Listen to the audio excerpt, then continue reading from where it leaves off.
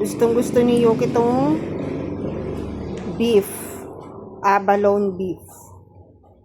Yung tuna, mahina siya sa tuna. Maganda sana yun eh, kasi may fish oil yun. Maganda sa hair nila. Nagsawa siguro siya sa tuna, kaya mas gusto niya tong abalone beef. May sipon yan si Yuki.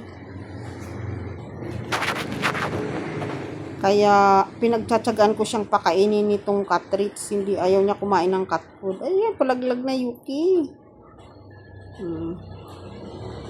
Pag magbagal-bagal ka dito kay Yuki.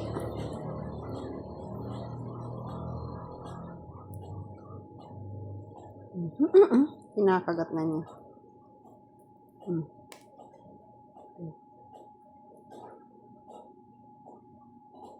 Nalalaglag. Yan din in this now, oh.